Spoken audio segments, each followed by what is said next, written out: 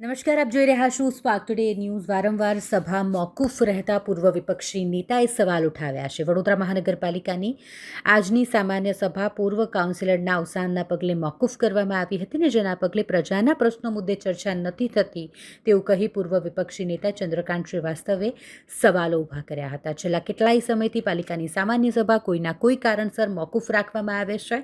થોડા સમય પહેલાં માંજલપુરના ધારાસભ્ય યોગેશ પટેલના નિધનના પગલે પેટા ચૂંટણી જાહેર થતાં આદર્શ આચારસંહિતાનો અમલ હોવાથી સભા મળી રહી ન હતી અને પહેલાં પણ પૂર્વ કાઉન્સિલરોના નિધનના પગલે સભાને મુલતવી કરાઈ. આજે પણ પૂર્વ કાઉન્સિલરના નિધનના પગલે સભા મુલતવી રહેતા પૂર્વ વિરોધ પક્ષના નેતા ચંદ્રકાંત શ્રીવાસ્તવ દ્વારા આ મામલે વાંધો ઉઠાવવામાં આવ્યો અને તેમણે સવાલ પણ ઉઠાવ્યા છે.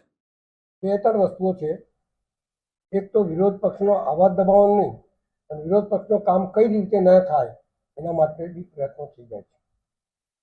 કમિશનરશ્રીને મળવા જઈએ તો જ્યારે જઈએ ત્યારે મિટિંગમાં હોય છે, જ્યારે જઈએ તો બજારમાં ફરતા હોય છે. તો લોકોના પ્રશ્નો લઈને કયા સમયે જવું એક દોડ મૂકે ત્યાં, કારણ કે અમે તો જ્યારે આવીએ ત્યારે મિટિંગ હોય છે. અને આ મિટિંગ કરતાં અગત્યતા એ છે કે વડોદરા શહેરના જુદા જુદા વોર્ડમાંથી ચૂંટાયેલા પ્રતિનિધિઓ પોતાની વાર્તા લઈને આ વરસાદની અંદર ગમે ત્યારે ગમે તે થઈ શકે છે એવી વાર્તા લઈને રજૂઆત કરી શકે અને એનું કામ થાય, એ અગત્યનું છે. અત્યારે ફંક્શનો થશે, તહેવારો આવશે, બધું થશે. સભામાં બી એક સભા મહિનામાં કરી દીધી.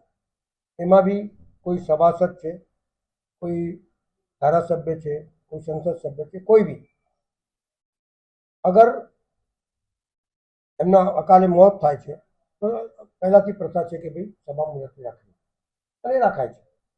અને આ જ કોર્પોરેશનમાં 5 સભા થતી.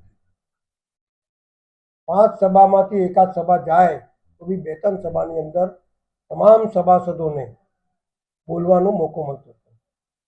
જેટલા સભાસદ આવ્યા છે એ વડોદરા શહેરના હિત માટે આવ્યા છે, વડોદરા શહેરનું કામ કરવા આવ્યા છે. આ પાર્ટી ના હોય કે પેલી પાર્ટી ના હોય, અમે પાર્ટીથી અગત્ય વડોદરા શહેરના નગરજનોએ જે અમને અહીંયા મોકલ્યા છે કામ કરવા માટે, એમના સુખાકારી કામ માટે, એના માટે અગત્યતા તે છે કે અમે બોલીએ. પણ બોલવા જ ના દે, દરેક વખત સભા મુલતવી રાખે તો શહેરનું તમે જોઈ રહ્યા છો કે કેટલા ખાડા પડી રહ્યા છે. વરસાદમાં ક્યાં ક્યાં પાણી ભરી જાય છે, ક્યાં ક્યાં રોડ બેસી જાય છે, કેટલા છોકરાઓ મરી જાય છે. તમે જોઈ શકો છો. પાણી જુઓ તો એ ગંદુ આવે છે, પેલું માટીવાળું પાણી આવે છે, દુર્ગંધવાળું પાણી આવે છે. શું આપ્યું તમે વડોદરા શહેર? સવાલ ટેક્સ વધી રહ્યા છે પણ ટેક્સની સામે જે વળતર મળવું જોઈએ એ નથી થતું. આપ લોકો એક ચોથી જાગીર છો. આપના માધ્યમથી કહેવા માંગુ છું કે આપ લોકો બી સહયોગ આપો અને આ લોકોના આ તંત્ર જે સૂઈ રહ્યા છે અને જે લોકો પોતાની જાતને કઈ આમ સમજે છે, કારણ કે અહીંયા તો કશું બોલવા જેવું તો છે જ નહીં, કારણ કે એમને તો બોલવા દેતા જ નથી બજારાઓને, કારણ કે એ લોકો પાર્ટીમાં છે, બોલવા નથી દેતા. પણ એમની બી વેદના છે કે અમારા વિસ્તારની અંદર કંઈ થાય. પણ આ રીતે જો તંત્ર ચાલશે તો બધાનો અવાજ રૂંધાશે, દબાશે. અમારો તો અવાજ દબાશે તો અમે રોડ પર બી બોલીશું, ત્યાં બી સભા કરીશું, ત્યાં બી લોકોને જગાડીશું. તો સવાલ એ છે કે એવું વર્તન ના થાય કે અમારે રોડ પર નીકળવું પડે અને વડોદરા શહેરના નગરજનનું કામ કરવું પડે. અગત્યતા એ છે કે જે લોકો ટેક્સ ભરે છે, જે લોકો જેના લીધે આ કોર્પોરેશન ચાલે છે, એનું વળતર એમના આંગણા સુધી પહોંચવું જોઈએ એવું મારી સ્પષ્ટ